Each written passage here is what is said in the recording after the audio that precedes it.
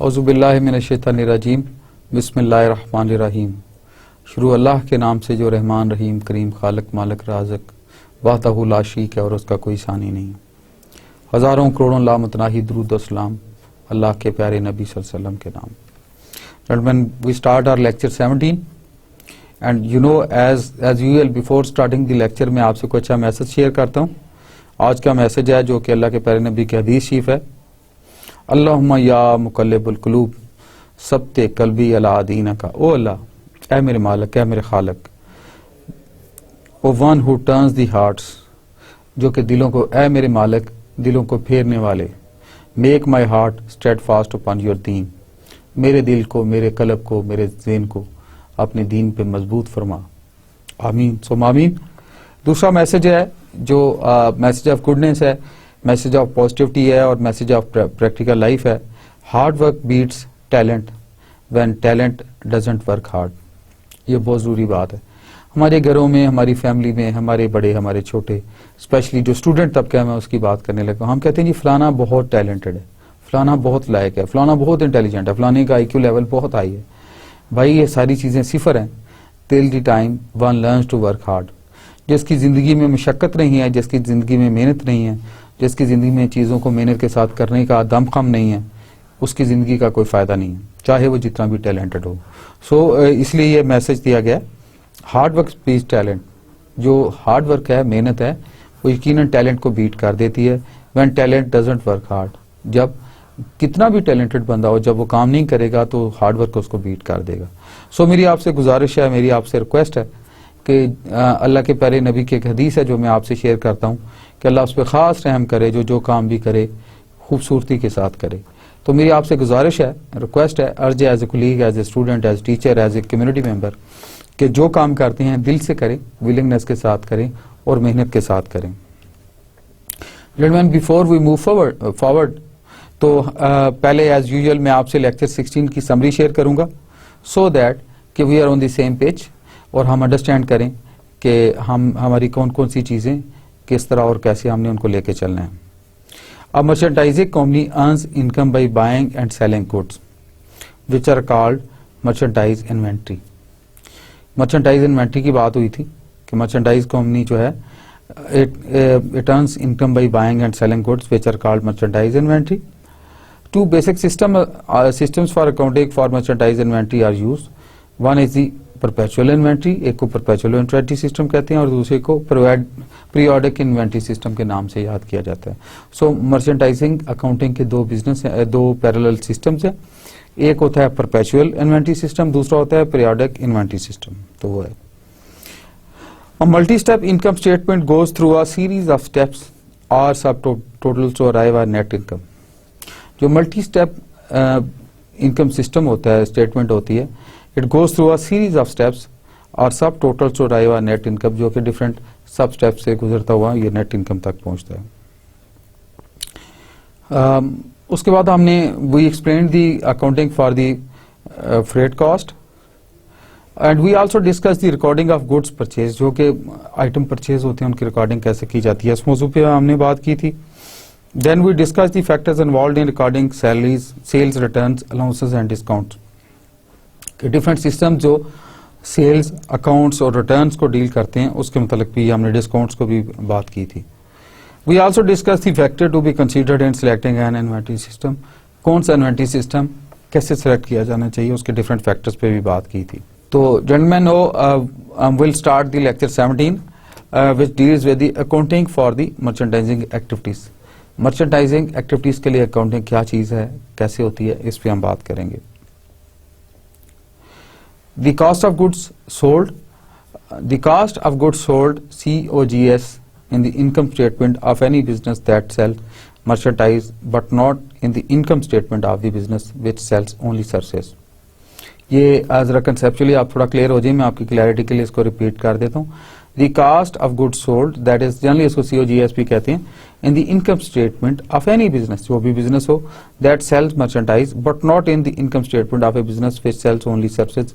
ये सर्विसेज के केस में नहीं होगी, उसमें जो इसमें प्रोडक्ट बनती है, मैन्युफैक्चरिंग आती है, आइटम्स आते हैं, खरीदे जाते हैं फॉर द गुड प्रोडक्ट, ये उसके लिए होती है। The COGS represent the original cost to the seller of the merchandise it sells. ये ओरिजिनल कास्ट होती है, वो रिप्रेजेंट करती है, जो COGS जिसको हम कहते हैं। जनरल लेजर, जनरल लेजर जो है, general ledger accounts how it show the total amounts of the various assets. जो जनरल लेजर होती है किसी भी अकाउंटिंग एंटरप्राइज की पर्टिकुलर बिजनेस यूनिट की, it shows the amounts of various assets, liabilities, liabilities की भी शो करती है ये प्राइस, रेवेन्यूज, रेवेन्यूज को भी शो करती है, और एक्सपेंस को भी शो करती है कि डिफरेंट एक्सपेंसेस क्या हैं। These total amounts are used in financial statements.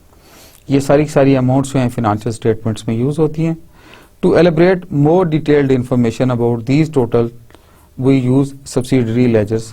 बाद में मजीद डिफरेंट स्टेटमेंट्स को मजीद क्लैरिटी के लिए कोई इनकी सब लेजर या सब्सिडरी लेजर्स भी यूज की जाती हैं। नो विल कम अक्रॉस के सब्सिडरी लेजर है क्या, जो मैंने वर्ड ये यूज किया, इस पर थोड़ा क्लैरिटी आ जाते हैं।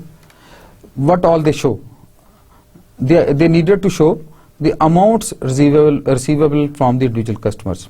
पहली तो ये होती है कि जो इंडिविजुअल कस्टमर्स के अकाउंट्स हैं ये उसको डील कर रहे होते हैं कि किस कस्टमर से हमने क्या अमाउंट रिसीव करनी है, रिसीवेबल्स क्या हैं, उसको कैसे डील करना है। Then it shows the amounts owe to individuals creditors. जो अमाउंट आपने क्रेडिटर्स को देनी है, जो वो करते हैं, वो भी ये शो करती है, उसकी डिटेल्स भी आप रखते हैं। Then the quantities and cost of the specific products in inventory. जो इन्वेंट्री में स्पेशल प्रोडक्ट्स होती हैं, स्पेसिफिक प्रोडक्ट्स होती हैं, उनकी क्वांटिटी और कास्ट को भी सब्सिडरी जो लेजर है वो इंडिकेट करती है। जेंटलमैन, हम पढ़ेंगे अभी के रिकंसाइलिंग दी सब्सिडरी लेजर। सब्सिडरी लेजर जो है उसको कैसे रिकंसाइल करेंगे। It says that determining that the sum of the account balances in the subsidiary ledger agrees with the balance in the controlling account in the general ledger। पहला point जो conceptually बहुत हमें clear होने की जरूरत है वो ये है, इट डिटरमिन्स दैट जब रिकंसाइल करते हैं हम सब्सिडरी लेजर को, तो ये हम डिटरमिन करते हैं that the sum of the account balances in the subsidiary ledger. जो भी सब्सिडरी लेजर के अकाउंट बैलेंसेस होते हैं, they agree with the balance in the controlling account. जो कंट्रोलिंग अकाउंट का बैलेंस है उसके साथ ये एग्री करते हैं। इन द जनरल लेजर का जो जनरल अकाउंट है उससे ये एग्री करते हैं। The basic purpose of this procedure is, ये पर्पज, ये सब्सिडरी लेजर को हम क्यों जाते हैं और क्यों इसके अकाउंट्स को देखते हैं, to detect certain types of posting errors. बाज दफा होता है पोस्टिंग एरर्स आ जाते हैं जो फाइनल अकाउंटिंग सिस्टम में आपका जो मेन लेजर है उसमें, तो उसको डिटेक्ट किया जाता है, उसको फिल्टर आउट किया जाता है और उसको करेक्शन की जाती है। Then the mathematical errors in the computation of the account balance। बाज़ केसेस में since it is most of the mathematics addition, deletion और minus और वो शामिल हैं चीज़ें, तो बाज़ जो मैथमेटिकली जो चीज़ें होती हैं उनमें corrections और क्या errors आ जाता है उसको भी देखा जाता है। Now we'll talk about the inventory shrinkage। Inventory shrinkage क्या है? Inventory shrinkage refers to the decrease, that is shrinkage in inventory resulting from such factors as theft, breakage and spoilage. Shrinkage होता है कोई चीज कम हो जाना, कोई उसको स्क्वीज डाउन हो जाना। It says inventory shrinkage refers to the decrease, that is shrinkage in inventory resulting from the factors as theft, theft की कहानी आ जाती है, ब्रेकेज की कहानी आ जाती है और स्पॉइलेज की आ जाती है। The company using a perpetual inventory system, shrinkage is measured and accounted for by taking physical inventory and adjusting the accounting records to reflect the actual quantities on hand. Actual quantities on hand वो reflect की जाती हैं और उसकी perpetual entry में उनको cater for किया जाता है। Freight charges vis-a-vis delivery expense के फ्रेट चार्जेस जो फ्रेट के जो खर्चे हैं उनमें वीजा वीज हमारी जो डिलीवरी एक्सपेंस हम वर्ड यूज करते हैं इनमें क्या फर्क है। Delivery expense is a selling expense, ये एक सेलिंग एक्सपेंस होता है जो डिलीवरी है, matched with offset against the sales revenue of the current period. ये अमूमन इसको ऑफसेट किया जाता है उन चीज़ों के साथ जो करंट पीरियड की सेल रेवेन्यू होते हैं उसके साथ। Freight charges on inbound shipments are part of the cost of acquiring the inventory. जो इन्वेंट्री की कास्ट होती है उसको एक्वायर करने पे रूटीन में जो शिपमेंट वगैरह प्रोड्यूस होती हैं वो। Transportation charges on inbound shipments should be added to the cost of purchased merchandise, or in other words in the COGS during the period. जो ट्रांसपोर्टेशन है वो कह रहे हैं जी उस पर्टिकुलर टाइम के लिए COGS में ऐड ऑन की जाती है। अभी हम बात करते हैं जी gross profit margins. Gross profit margins क्या हैं?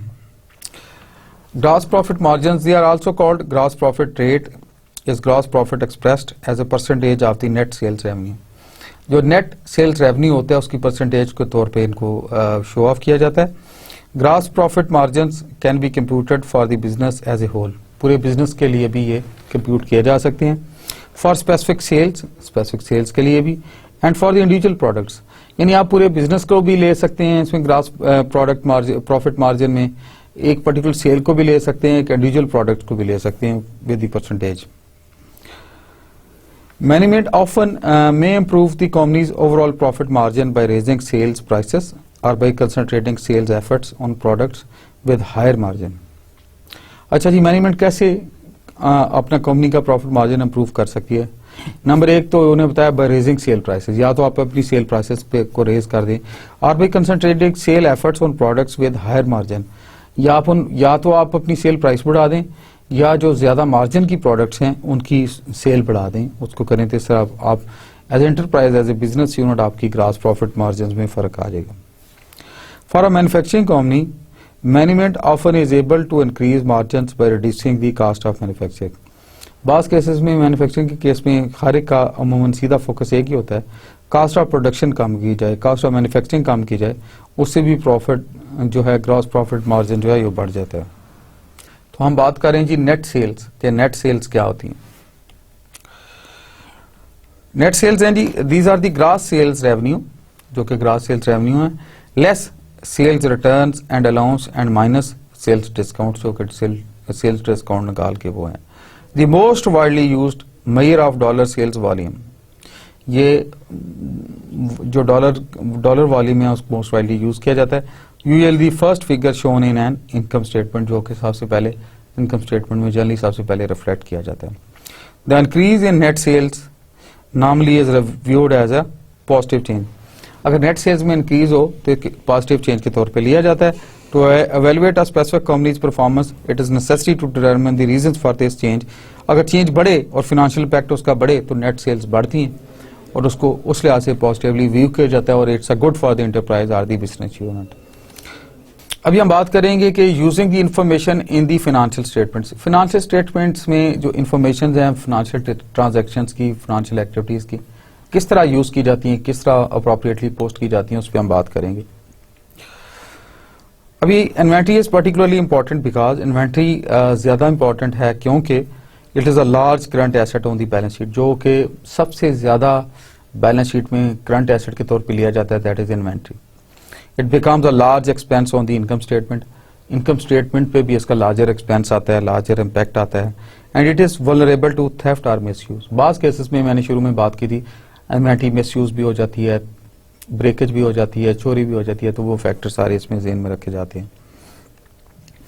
द फाइनेंसिंग पीरियड और the cash gap is the amount of time from the purchase of inventory until it is sold and payment is collected. ये वो टाइम है कि जब आप inventory खरीद लेते हैं, उस इन्वेंट्री या रॉ आइटम्स खरीद लेते हैं, individual items, till the time the final product is sold, less the amount of time creditors give the company to pay for the inventory, और उसके साथ ही होती है उस तरह relevant. Know the foreign business transactions क्या होती हैं, किस तरह डील होती हैं, उस पर बात करते हैं। फॉरेन बिजनेस ट्रांजैक्शन का नाम आपने अक्सर सुना होगा, तो इसको इस तरह कहा जाता है, it's an international business transaction is measured in two different currencies. ये दो डिफरेंट करेंसीज में मेजर की होती है, and one currency has to be translated into another by using an exchange rate. तो इसको एक करेंसी जो है, फॉर एग्जांपल पाक रुपी है, पाकिस्तानी रुपी जो है, ये इन करेंसी रेट आता है यूएस डॉलर से, जब इसको करेंसी रेट के तौर पे, एक्सचेंज रेट के तौर पे देखा जाता है। फॉरेन बिजनेस ट्रांजैक्शन में अगली बात जो है, if a US company bills a foreign company in the foreign company's currency and accepts payment in foreign currency, it will incur an exchange gain और loss if the exchange rate changes between the date of the sale and the date of the payment. अगर उसमें cell और payment के दरमियान जो exchange है जो, तो इसको एक्सचेंज गेन और लॉस के तौर पे लिया जाता है, जो कि ऑलरेडी डिसाइडेड होता है कि इस रेट से हम पाक रुपये को फॉर एग्जांपल ट्रांसलेट करेंगे into the US dollars. Purchase returns and allowances, ये अगली अहम चीज है। इसमें परचेज रिटर्न्स एंड अलाउंसेस में जो सबसे बेसिक चीज आती है that is the contra account to purchase. एक कॉन्ट्रा अकाउंट्स होते हैं परचेज करने के लिए, देन दी रिकॉर्ड्स हैं जो रिकॉर्ड मेंटेन किए जाते हैं।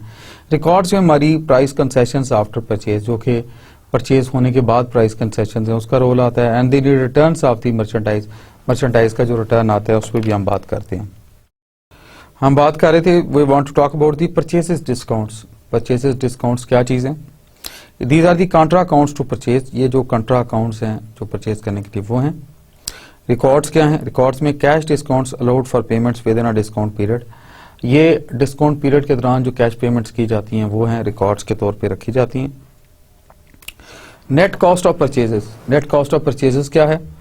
परचेजेस में add transportation in gross delivered cost of purchases, जब परचेजेस में ट्रांसपोर्टेशन कॉस्ट डाली जाती है तो इसको कहते हैं हम gross deliver cost of purchases, transportation plus the purchase of the individual items is known as gross delivered cost of purchases, less purchases returns and allow purchases discounts. इसमें से जब आपने gross delivered cost of purchases जो कि comprise होती है purchases plus transportation cost, इसमें से जब हमने माइनस किया परचेजेस रिटर्न्स जो कि परचेजेस के रिटर्न्स हुए, एंड अलाउ परचेजेस डिस्काउंट, जो परचेजेस डिस्काउंट है फॉर अ स्पेसिफाइड पीरियड, उसमें से माइनस किया ग्रॉस डिलीवर्ड में से, तो it comes the net cost of purchases, जो net cost of purchases on item की आई वो रिफ्लेक्ट हो जाती है। Merchandise inventory, it is the cost of merchandise on hand.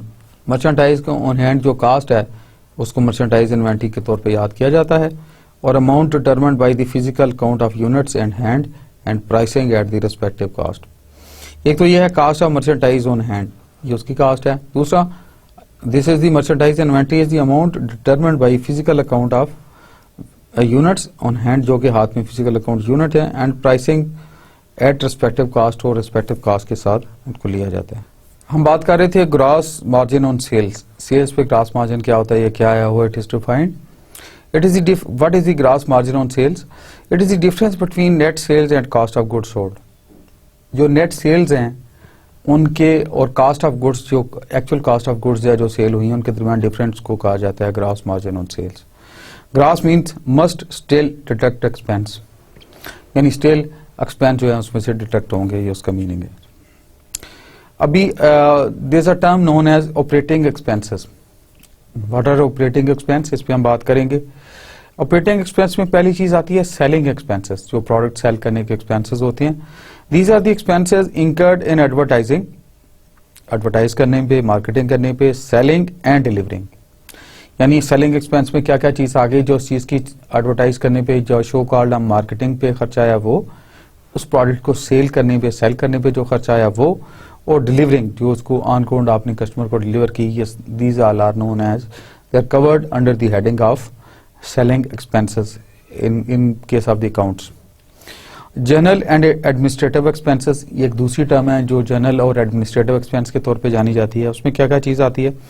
Other operating expenses such as office expense जो होते हैं, उस प्रोडक्ट का कोई ऑफिस होगा उसके लिए, उसकी मार्केटिंग के लिए। फिर कंप्यूटर सर्विसेज जो आप IT सर्विसेज लेते हैं, हायर करते हैं, रिकॉर्ड रखते हैं, एंड एग्जेक्टिव सैलरीज जो लोगों की सैलरीज हैं, वो सारी इसमें जनरल और एडमिनिस्ट्रेटिव एक्सपेंस में कवर हो जाती हैं। नो नेट ऑपरेटिंग मार्जिन जो है ग्रॉस मार्जिन और लेस ऑपरेटिंग एक्सपेंस, जब आप ग्रॉस मार्जिन में से ऑपरेटिंग एक्सपेंस माइनस कर देते हैं तो जो इक्वलेंस है इसके जो चीज आती है, जो रिजल्ट्स आती हैं, they are known as the net operating margin के तौर पे इनको याद रखा जाता है। No other revenue and expenses, जो बाकी रेवेन्यू और एक्सपेंसेस हैं उन पे बात करते हैं। Revenues and expenses that don't relate to the principal activity of the business, जो कि proper principal hardcore business activities से हट के रेवेन्यूज और एक्सपेंस की बात होती है, ये वो हैं, this known as the other revenue and expenses. Separation permits calculation of the net operating margin without influence of these non operating items. बाज केसेस में इनके इन्फ्लुएंस के बाद भी, बगैर भी, नॉन ऑपरेटिंग आइटम्स के बगैर भी हम उसको देख लेते हैं। Know the what is the net price method. अक्सर आप अकाउंट्स में, मर्चेंडाइज इन्वेंटरी अकाउंट्स में सुनते होंगे net price method. It purchases discount last method, यानी ये डिस्काउंट्स जो हैं लास्ट मेथड के लिहाज से भी आता है। And it records the purchases at invoice price less cash discounts. ये इनवाइस प्राइस के लिहाज से जो रिकॉर्ड होती है, जो कैश डिस्काउंट से हट के इनवाइस प्राइस को ही एड्रेस करता है। If paid after discount period lapses extra cost recorded as a purchases discount lost. अगर वो ग्रेस पीरियड गुजर जाता है तो उसके बाद जो एक्स्ट्रा टाइम रिकॉर्ड किए जाते हैं, जो एक्स्ट्रा अमाउंट पेमेंट होती है, उसको it is recorded as purchase discount lost, जो कि परचेज डिस्काउंट लास्ट की वजह से पेनल्टी जो एक्स्ट्रा पड़ी है वो है ये। अभी हम बात करेंगे जी using the information in the financial statements. Financial statements में किस तरह इंफॉर्मेशन को, डिफरेंट इंफॉर्मेशन को यूज किया जाता है। पहली बात तो ये, a balancing act is needed to ensure that a sufficient but not excessive quantity of inventory is on hand.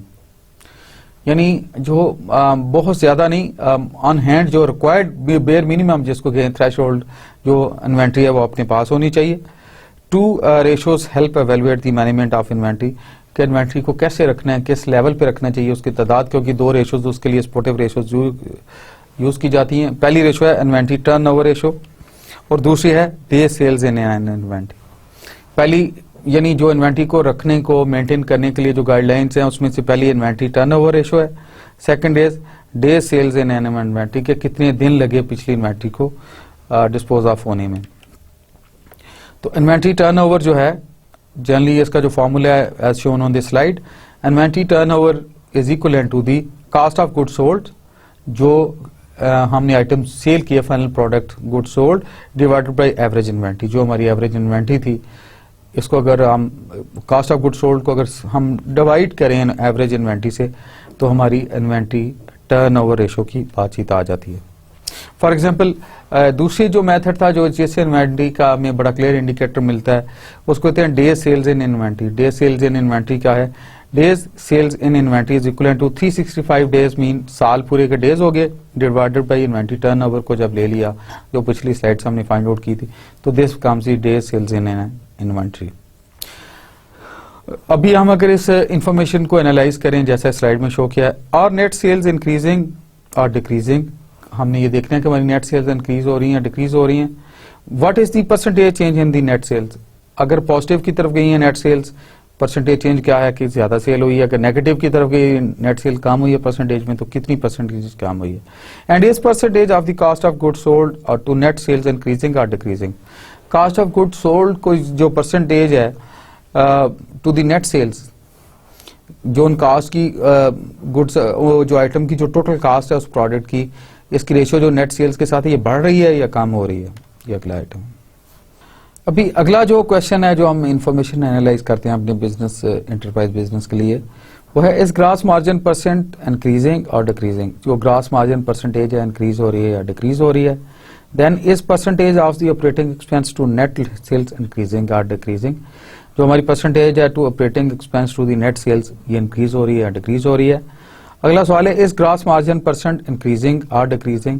जो ग्रॉस मार्जिन परसेंटेज है वो इंक्रीज हो रही है या डिक्रीज हो रही है। अभी हम बातचीत करेंगे प्रैक्टिकल न्यूमेरिकल्स पे, प्रैक्टिकल डिमॉन्स्ट्रेशंस पे या इलस्ट्रेशंस पे, जो हमने चीजें कवर की हैं कंसेप्चुअली अकाउंट्स की लैंग्वेज में अगर हमें पोस्ट करनी पड़े तो हम उनको कैसे हैंडल करेंगे। It is purely for guidelines. सबसे पहला ये प्रैक्टिकल प्रॉब्लम है, केस स्टडी है, इस पे जाते हैं हम। It says fax by fax sales facsimile machines, copiers and other type of office equipment. On May 10, the company purchased for the first time a new plain paper fax machine manufactured by the Mitsui Corporation. Transactions relating to this product during May and June were as follows. May और June 2 months की उसने transactions को listed किया है, उसको आगे हम फिर प्रैक्टिकली पोस्ट करेंगे, उससे हमारा कंसेप्चुअली काफी हद तक हम क्लियर होंगे। पहली ट्रांजेक्शन है number 1 is May 10 purchased 5 P500 Facsimil's machines on account from the Mitsui Corporation at a cost of $560 each. Payment due in the 30 days. दूसरी ट्रांजेक्शन है May 23 जो कि नई डेट को ही sold 4 P500 Facsimil's machines on account to Foster and Cole stock brokers, sales prices $900 per machine and payment due in 30 days.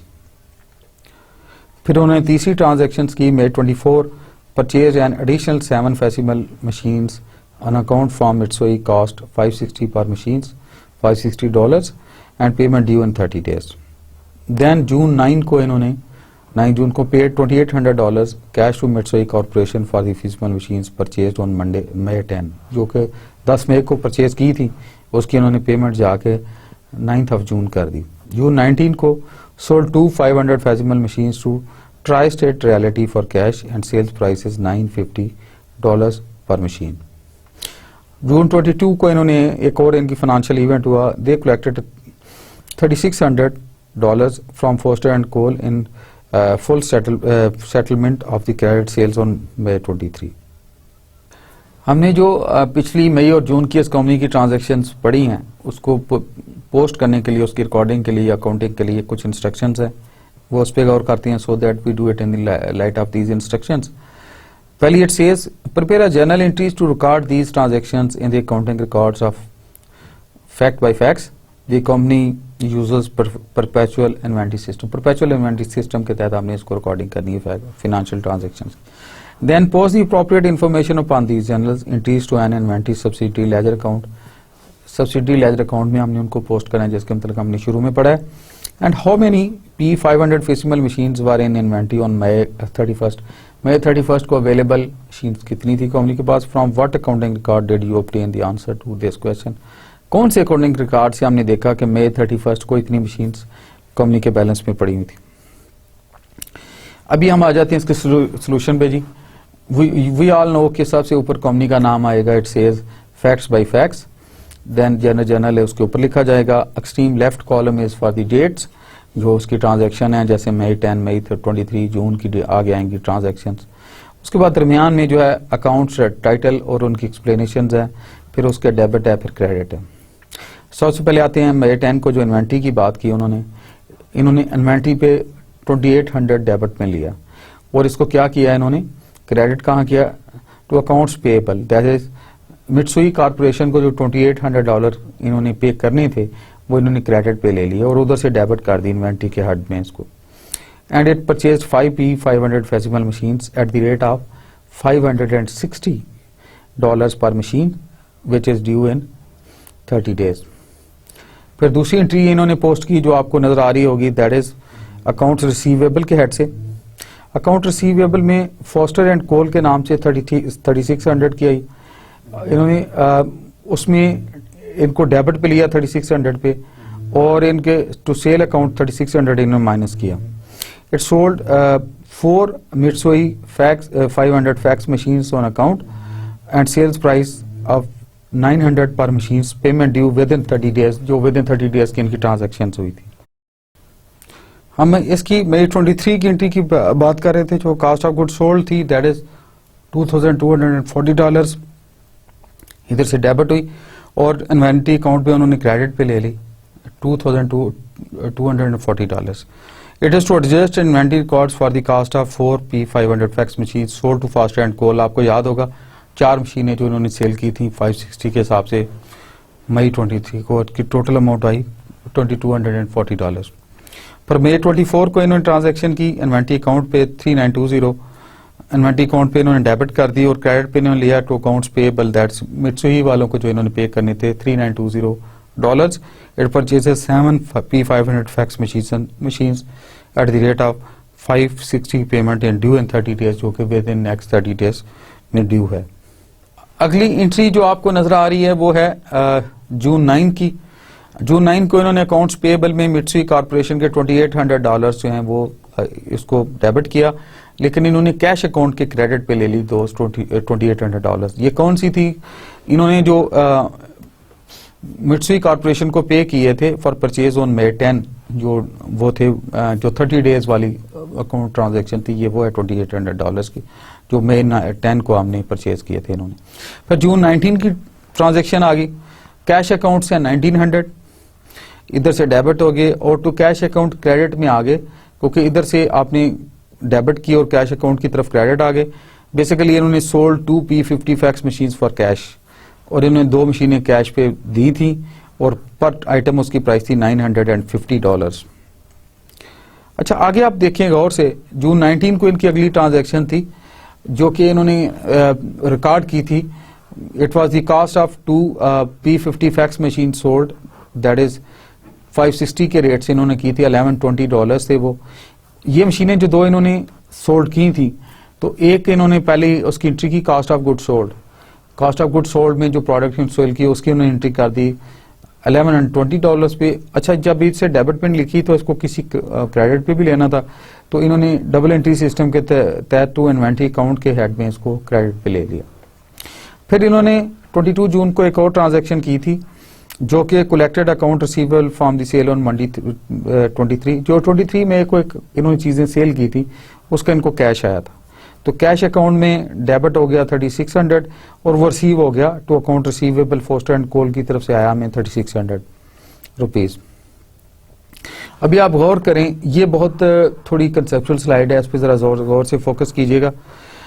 हम इसको देखते हैं जी, आप एक्सट्रीम लेफ्ट पे जाएं जी। पहले आइटम है, डिस्क्रिप्शन है, उनकी लोकेशन है, फिर उसके नीचे डेट है May 10, May 23। अच्छा, अगर हम मित्सुई 500 उसकी देखें, फेसिमल मशीन के प्लेन पेपर फेसिमल्स के 1 in showroom, remainder in warehouse, right.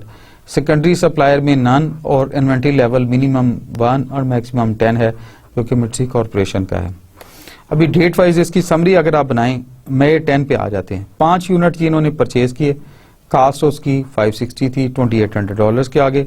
Sold के कॉलम में आए तो यूनिट्स उन्होंने कोई सेल नहीं की, बैलेंस 5 की 5 रह गई और उनकी $2800 की हमारे पास बैलेंस इन्वेंट्री आ गई। फिर उसके बाद अगली एंट्री आई, May 23 पे जाते हैं। May 23 को उन्होंने परचेज कुछ नहीं किया, 4 यूनिट उन्होंने सेल की एट द रेट ऑफ $560, 2240 की उन्होंने सेल कर दी। एक उनके पास बैलेंस में रह गई, that was 1 unit, 560 per unit और 560 की कॉस्ट उसकी वर्थ $560 वो रह गई वापस। फिर अगली एंट्री है May 24 की, 7 यूनिट्स जो है उन्होंने परचेज की एट द रेट ऑफ $560 पर आइटम और ये बन गई टोटल इन्वेंट्री की, इसकी जो प्राइस बन गई $3,920। इस पे इन्होंने परचेज कोई नहीं की, पहले ऑलरेडी इनके पास 1 ऊपर से आई थी और ये 7 आ गई। अभी 8 यूनिट्स हो गई इनके पास और 8 की प्राइस जो है 560 के लिहाज से जो लिखी है वो बैलेंस में आपके पास आ गई। अभी अगर आप जून 19 पे जाएं, जून 19 को इन्होंने परचेज कोई नहीं की, 2 यूनिट सेल किए एट द कॉस्ट ऑफ $1120 और पीछे रह गई बैलेंस में इनके पास 6 रह गई, 8 में से 2 निकल गई और बाकी उनकी प्राइस रह गई $3360 वर्थ इट, वो जो 6 आइटम्स थे इनके पास। अभी how many Mitsui facsimile machines were in inventory on May 31, from what accounting record did you obtain the answer to this question. ये इसका आंसर देना है हमने अभी। अच्छा, आप देखें एट दी May 31 को जब हम जाएं तो 8 थी इनके बैलेंस में। The quantity of units on hand on any date may be determined from the inventory subsidy ledger. Inventory subsidy ledger से आपने देख सकते हैं कि उस दिन हमारे अकाउंट पे कितने यूनिट से, और जो डेट पे इन्होंने क्वेश्चन पूछा हमसे तो May 31 को ये 8 पीसेज या 8 आइटम से जो still there on the subsidy ledger account और बैलेंस में चल रहे थे। अभी an inventory subsidy ledger indicates the quantities, unit cost and total cost of the units of products purchased, sold and currently in hand। कौन सी कितनी unit cast के लिए उन्होंने परचेज किए, सोल्ड किए और बैलेंस इन हैंड कितने, वो सब कुछ इंडिकेट करती। In addition the subsidiary ledger accounts usually indicate the location of units in stock, जो स्टॉक में उसकी यूनिट वो शो करती है। The minimum and maximum quantities show करती है। Desired in inventory and the names of the major suppliers, जो कि मेजर सप्लायर्स का नाम हो वो भी शो करती है। क्वेश्चन था हमारा, describe the types of information and contained in any inventory subsidy ledger account and explain how the information may be useful various company personal in the condition daily business operation. ये उसका reply था कि उसका हम किस तरह deal करते हैं इसको।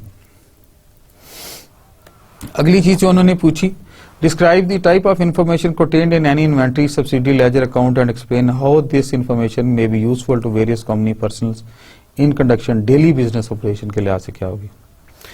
इसका आंसर है management uses this information to determine which products are selling quickly and which are selling slowly and is setting sales prices, जो कि उस लिहाज से तेज कौन सी प्रोडक्ट निकल रही है, स्लो कौन सी निकल रही है, और उस लिहाज से अपनी प्राइसेस को रिविजिट करते हैं. Accounting personnel use the unit cost data in recording the cost of goods sold. Sales personnel refer to this ledger to determine the quantities and location of the goods on hand. जो cell वाले लोग हैं वो इसकी worth और इसकी quantity और location वगैरह इसे डिटरमिन कर लेते हैं. अभी देखें, describe the type of information contained in any inventory, subsidiary ledger and account. Explain how much this information may be useful to various company personnel in conducting daily business operations. इसका answer वो दे रहे हैं जी. Employees responsible for purchasing merchandise use the data in this ledger to determine when specific product should be रीऑर्डर्ड.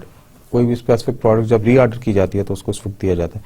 The quantities to order and the names of the principal suppliers, उसके लिहाज से उसको देखा जाता है. ये दूसरी इलस्ट्रेशन है 17.2.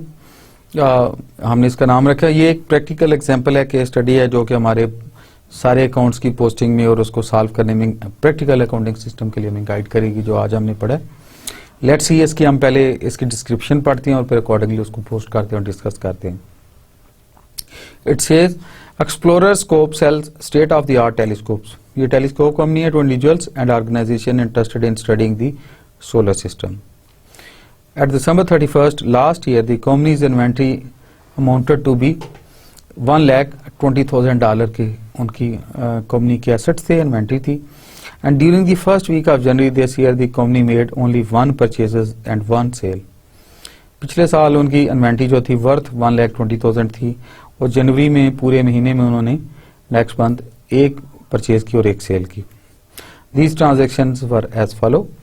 1, 2 जून को उन्होंने किया sold 1 telescope costing $37,200 to Central State University for cash, that is $62,000. अच्छा, दूसरा उन्होंने एक ट्रांजैक्शन 5 जून को की. They purchased a merchandise on account from the Lunar Optics, that is $80,000 की परचेज की, एंड टर्म्स उसमें रखे amount to be paid within net 30 days, वो टर्म्स पे लिया उन्होंने. अच्छा, इसकी जो इंस्ट्रक्शंस हैं इन दोनों एंट्रीज को पोस्ट करने की, वो जरा देखते हैं, बड़ी इंटरेस्टिंग है. पहली बात तो है, it shares the prepare journal entries to record these transactions assuming that Explorer Scopes use the perpetual inventory system. Perpetual inventory system के लिहाज से हमें इनको पोस्ट करने रिकॉर्ड करने फाइनेंशियल ट्रांजैक्शंस को, and use separate entries to record the sales revenue and cost of goods sold for the sale on January 2 जनवरी को जो उन्होंने की उसको लहदा हमने करनी है. Then compute the balance of the inventory account on January 7 जनवरी को बैलेंस जो होगा इन्वेंट्री का वो भी हमने शेयर करना है और करना है.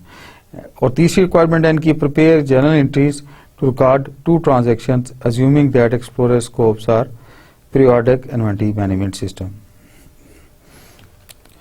हमने जो केस स्टडी डिटेल में पढ़ी विद द इंस्ट्रक्शंस, अभी हम उसकी प्रैक्टिकल डिमॉन्स्ट्रेशन करते हैं, प्रैक्टिकल उसकी पोस्टिंग करते हैं ताकि हमें सारे कंसेप्चुअली हम क्लियर हो. एज यूजुअल सबसे ऊपर कंपनी का नाम आएगा, फिर नीचे जर्नल लिखा जाएगा. एक्सट्रीम लेफ्ट कॉलम जो है सीक्वेंस वाइज वो डेट है जिन डेटों को सारी फाइनेंशियल ट्रांजैक्शंस हुई. उसके बाद वी गो फॉरवर्ड तो अकाउंट टाइटल्स और एक्सप्लेनेशन का कॉलम है, फिर डेबिट डेट्स हैं और फिर क्रेडिट्स हैं. जून 2 को आप देखिए, इन्होंने सबसे पहली ट्रांजैक्शन की जो थी to record sale of the telescope to Central state University को. इन्होंने जो 62,000 की टेलीस्कोप सेल की थी उसकी एंट्री आई. कैश अकाउंट जो है डेबिट हो गया, उसमें से 62,000, और टू सेल अकाउंट जो है वो क्रेडिट हो गया 62,000 क्योंकि सेल आउट हुई थी. एंड नीचे उसका पर्पस लिख दिया गया टाइटल्स का, to record sale of telescope to Central state University for cash. 2 जनवरी को इनकी दूसरी ट्रांजैक्शन हुई, कास्ट ऑफ गुड्स सोल्ड. ये भी इन्होंने आइटम सेल आउट किया था, and to record cost of telescope sold to the central state university इन्होंने एक आइटम किया sale, that was for the $37,200. उसको इन्होंने कैसे पोस्ट किया, इन्होंने कहा जी cost of goods sold that is, उसको डेबिट किया 37,200 को, और टू इन्वेंट्री अकाउंट उन्होंने लिया इसको 37,200 को इन्वेंट्री अकाउंट के तौर पे लिया. जनवरी 5 को इन्होंने तीसरी ट्रांजैक्शन की जो कि थी to record purchase of merchandise on account from the Lunar Optics से 30 days पे जो इन्होंने आइटम खरीदे थे उसके मुतल्लिक है ये. इन्वेंट्री अकाउंट पे इन्होंने 80,000 लिए and to accounts payable account पे, चूंकि ये पेबल है, इसको $80,000 का इन्होंने पेबल अकाउंट्स के क्रेडिट में कर दिया। अगर लास्ट पे आप जाएं, इसके बाद जो अगली रिक्वायरमेंट थी हमारी, कंप्यूटेशन ऑफ इन्वेंट्री एट जनवरी 7, उन रिक्वायरमेंट दी थी कि जनवरी 7 को आपके इन्वेंट्री क्या थी आपके चार्ज पे, वो जरा बताएं। तो आप इसका सोल्यूशन देखें। इन्वेंट्री एट December 31 वाज, जो हमने शुरू में पढ़ा था, that was $1,20,000 less cost of good sold, जो कि आइटम सोल्ड सेल आउट किए इन्होंने 37,200 की इन्होंने आइटम सेल आउट किए, और फिर add cost of merchandise purchased, इन्होंने परचेज भी किए थे 80,000 के। तो इसमें से 120,000 और उस प्लस 80,000 ये दोनों प्लस हो जाएंगे, माइनस जो है वो जो सोल्ड की था आइटम, दैट वाज 37,200 का आइटम था, वो निकल जाएगा।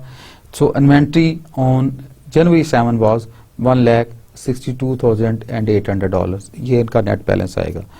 इसका ये रिक्वायरमेंट थी basically, compute the balance of the inventory account on January 7 के 7 जनवरी जो अकाउंट्री का जो इसका इन्वेंट्री का बैलेंस था वो हमने इस तरह कैलकुलेट किया कि हमने दोनों 31 वाली इन्वेंट्री प्लस जो हमने परचेज की उन दोनों को ऐड किया, और माइनस जो हमने cost of inventory sell out की थी 37,200 की, उसमें से माइनस कर दी, मेकिंग इट नेट $1,62,800 की वर्थ इन्वेंट्री हमारे पास है ऑन जनवरी 7।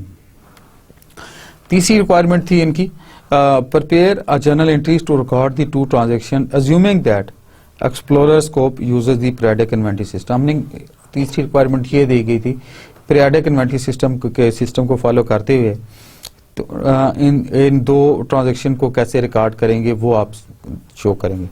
आप देखें पीरियडिक के लिहाज से पहले डेट आ गई, जो भी डेट थी जनवरी 3 और 5 को ये इवेंट्स हुए।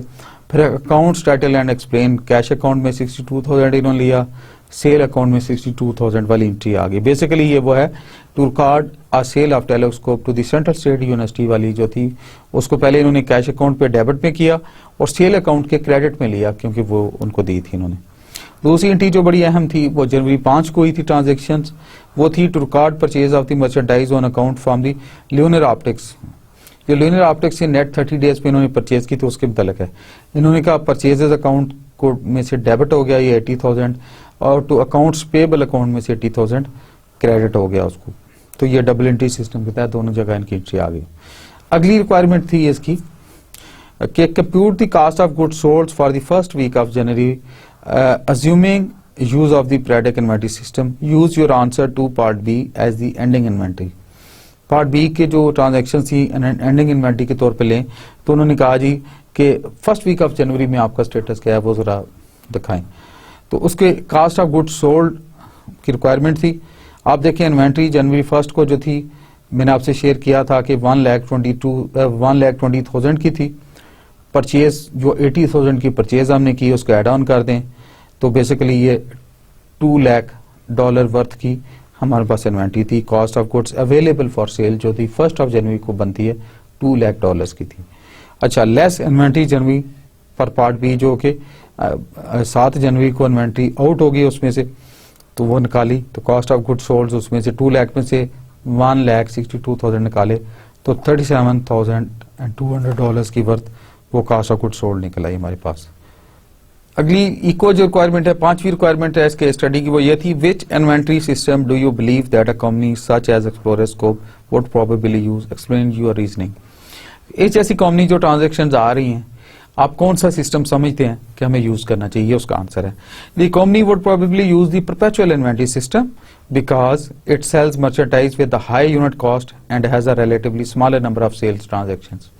तो इन्होंने सजेस्ट किया कि परपेचुअल यूनिट कॉस्ट सिस्टम हमने इसलिए यूज किया, हाई प्राइस वॉल्यूम है और थोड़े नंबर ऑफ यूनिट सेल हो रहे हैं, तो इसलिए उसको प्रपोज किया गया।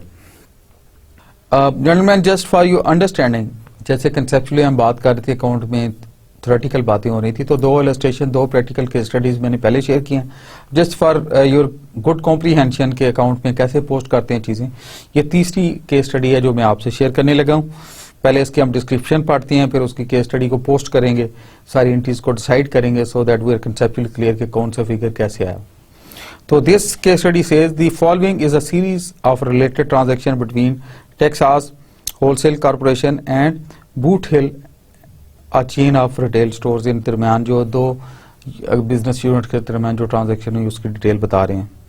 फरवरी 9 को इन्होंने किया Texas wholesale corporation sold boot hill 100 pair of boots on account terms 1, 10 and 30. The cost of these boots to Texas wholesaler was $32 per pair and the sales price was $50 per pair.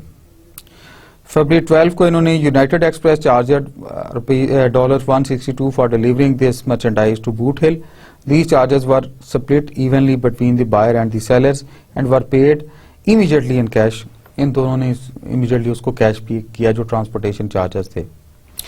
फिर फरवरी 9 को Boot Hill return 10 pairs of boots to Texas Wholesale because they were of the wrong style, जो कि acceptable नहीं थे, wrong sale में आगे। Texas Wholesale allowed Boot Hill full credit for this return, full credit उन्होंने दे दिया।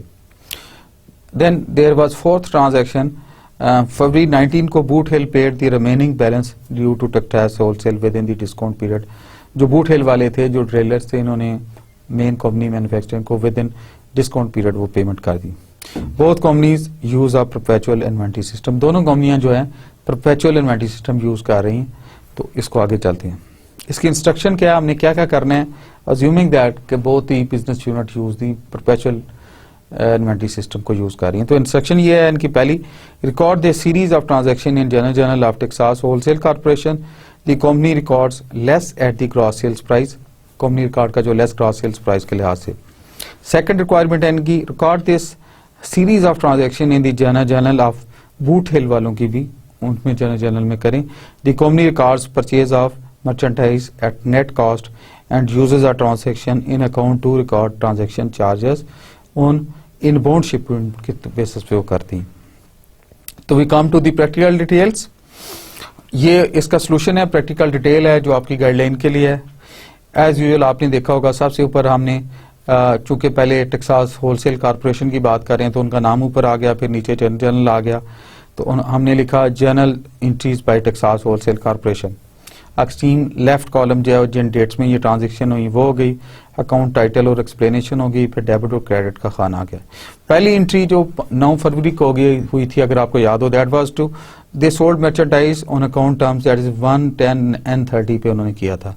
सो they say account receivable 5000 and to sale account is 5000 कि उसको उन्होंने डेबिट कर दिया अकाउंट रिसीवेबल में से और सेल अकाउंट्स में से उन्होंने क्रेडिट पे चार्ज पे ले लिया।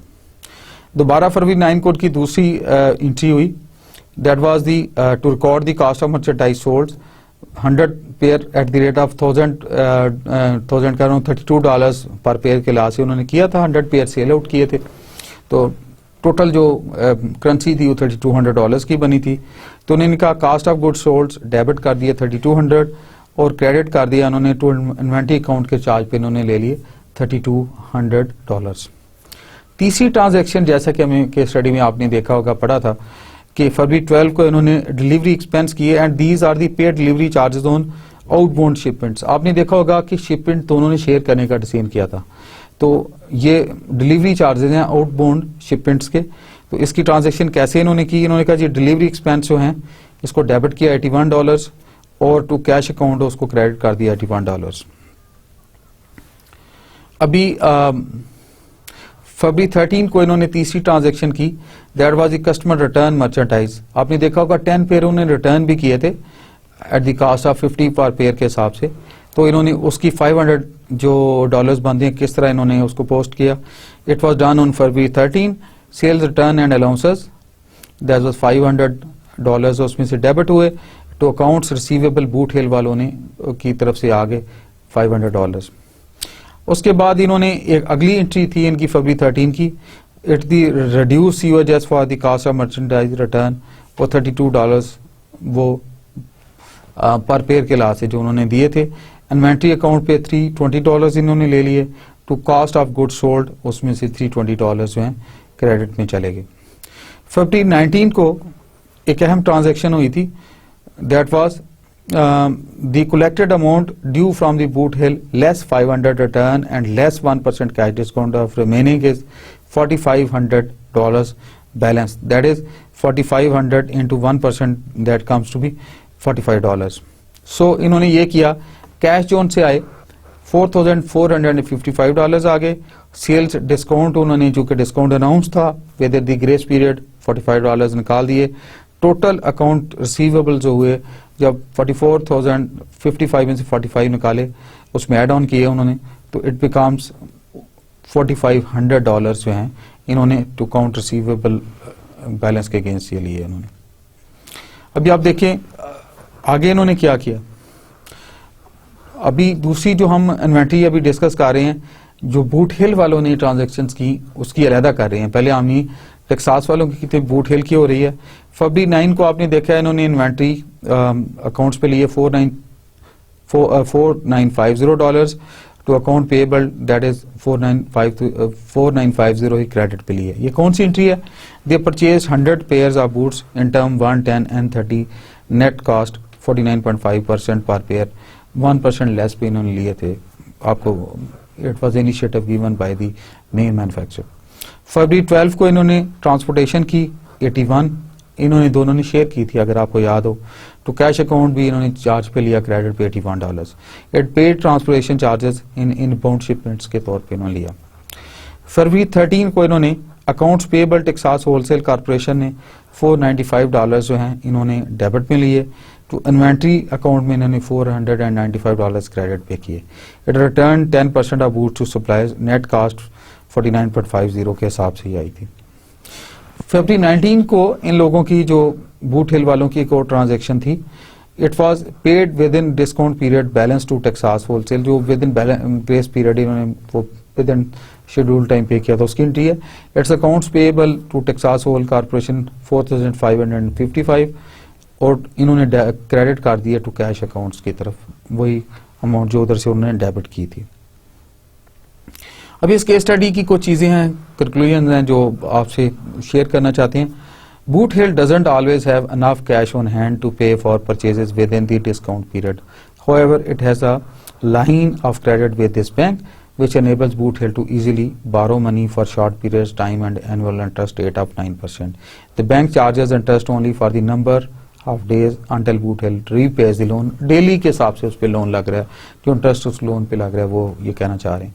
As a matter of general policy, should Boot Hill take advantage of 1, 10 and 30 cash discounts even if it must borrow the money to do an annual rate of 9%? Explain fully and illustrate the supporting computation. के दो तरीके हैं कि उन्होंने जो loan लेना चाहिए या उसको उस तरह N10 और 110 और N30 के लिहाज से चलना चाहिए। तो इसका आंसर है यस। Why yes? इसका रैशनल है। Boot Hill should take advantage of 110 and 30 purchase discounts even if it must borrow money for a short period of time at an annual rate of 9%. 9% पे वो loan के साथ भी इन्होंने इसको avail करना चाहिए। By taking advantage of the discount, the company saves 1% by making payment 20 days early. तो 1% वो अर्ली सेव करती है 20 days अर्ली पेमेंट करने पे। At an interest rate of 9% per year, the bank charges only 0.5% interest over a 20 days period. That is, ये इन्होंने उसको multiply करके जब निकाला, thus the cost of passing up the discount would be about twice as great as the cost of short-term borrowing. तो इसलिए उन्होंने उसको सजेस्ट किया। आज का लेक्चर हमने 17 में डिफरेंट टर्म्स पढ़ी, डिफरेंट केस स्टडीज भी पढ़ी, आपको थोड़ा कंसेप्चुअली क्लियर भी किया, सब्सिडी लेजर पे भी बात की। तो before closing down my lecture I would like to share the summary of the lecture with you so you recapitulate all the things. आज के शुरू में हमने describe the operating cycle of a merchandising company. हमने एक merchandise company का operating cycle पे बात की and we also defined the subsidiary ledgers and explain their usefulness. हमने सब्सिडरी लेजर और उसकी यूजफुलनेस पे भी बात की।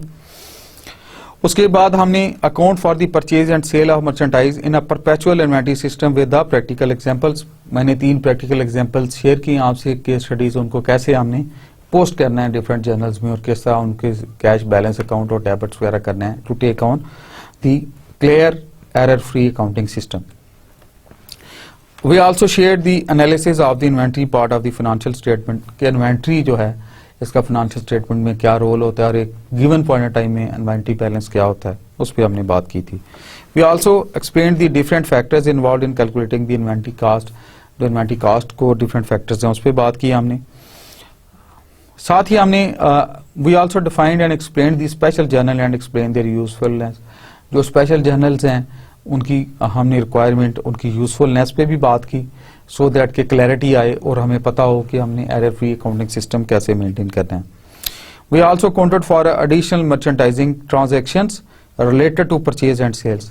एडिशनल मर्चेंटाइजिंग जो ट्रांजैक्शन थी related to purchase and sales, उस पर भी हमने बात की।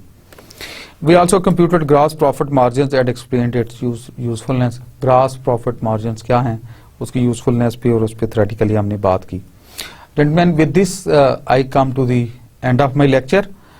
और मैं आपसे हमेशा जब भी अपना लेक्चर ख़त्म करता हूँ तो साथ कोई as a goodwill, as a good community member मैं कोई ना कोई सेइंग शुरू में और आखिर में शेयर करता हूँ। उसको कहते हैं शायद कि तेरे दिल में उतर जाए मेरी बात। इसका एम ये नहीं होता कि मैं आपको लेक्चर दूं, इसका एम ये होता है कि शायद मैं अपने आप को रिविजिट करता हूँ, अपने आप को रीश्योर करता हूँ। And it's a message of goodness, positivity. आज का जो मैसेज है वो है, we never know the love of a parent till we becomes parents ourself. मैं हमेशा वालिदैन की खिदमत पे, वालिदैन की प्रॉपर तरीके से उनसे दुआ लेने पे, आपको याद होगा हमेशा जोर देता हूँ क्योंकि ये अल्लाह ताला की तरफ से कहा गया है। एक हदीस शरीफ का मफहूम है कि वालिदैन की हंस के ज़ियारत करना, एक दफ़ा उनकी अच्छी नज़र से देखना हज अकबर के सवाब के बराबर है। तो किसी ने पूछा, या रसूल अल्लाह, क्या अगर मैं 100 दफ़ा देखूं फिर भी वही मिलेगा? आपने कहा, बेशक अल्लाह बेनियाज है। तो पेरेंट्स की जो इंपॉर्टेंस है biologically, physically, psychology point of view से, हम जितना करेंगे अल्लाह ताला में उतना नवाजेंगे। अल्लाह ताला मुझे और आपको हमारे पेरेंट्स की इज्जत करने की तौफीक और हिम्मत अता करे और उनकी पूरी दुआएं लेने की तौफीक दे और हमें और उनको किसी का मोहताज ना करे। तो ये एक टच है कि हम पेरेंट्स की उस टच को, उस फीलिंग्स को, उस इमोशंस को नहीं देख सकते till the time we our self are parents. So it is said we never know the love of a parent. Parents के दिल में क्या होती है, औलाद के लिए क्या मोहब्बत होती है। खुदा ने बंदों से मोहब्बत की, बंदों ने अपने बच्चों से की, बच्चों ने अपने बच्चों से मोहब्बत की, till the time we become parents our self. जब तक हम खुद साहिब औलाद नहीं हो सकते, हम उस फीलिंग को नहीं समझ सकते। दूसरी बात, do what you can with what you have where you are. आप कम्युनिटी के लिए, लोगों के लिए अच्छे मोटिव्स के साथ डू व्हाट यू कैन, जरूर करें जो आप कर सकते हैं, हमेशा करें, अल्लाह इसमें बरकत डालेगा। विद व्हाट यू हैव, जो कुछ आप कर सकते हैं, इल्म से, मोहब्बत से, अखलाक से, पैसे से, कम्युनिटी से, what ever it is in your pocket, do what you can with what you have, जो कुछ आपके पास है, एंड वेयर यू आर, जहां भी हैं, जिस कैपेसिटी में है। कहते हैं कि जिसको हम बाज़ वक़्त छोटी नेकी समझ रहे होते हैं, नेकी का तलक तो नीयत से होता है। तो वेयर आई एम, जहां भी हूं, जिस तरह भी हूं, अपनी कैपेसिटी में छोटी बड़ी सोचे बगैर नीयत साफ रख के मैं अपना रोल प्ले करना शुरू कर दूं, इंशाल्लाह अल्लाह ताला उसमें बरकत डालेंगे।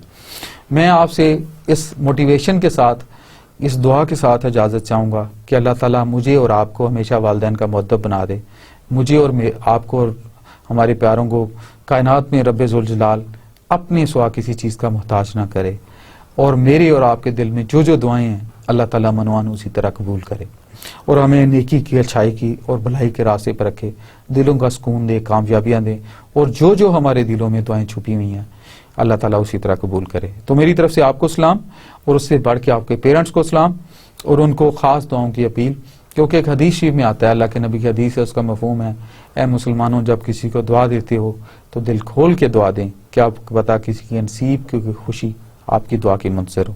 तो आप मेरी दुआ में हैं, और मैं आपसे रिक्वेस्ट करता हूँ कि मुझे, मेरे पेरेंट्स को, मेरे बच्चों को अपनी दुआ में याद रखें। Thank you very much. अल्लाह हाफिज़, फ़ी मानिल्लाह, अल्हम्दुलिल्लाह, खुदा हाफिज़, अस्सलाम वालेकुम।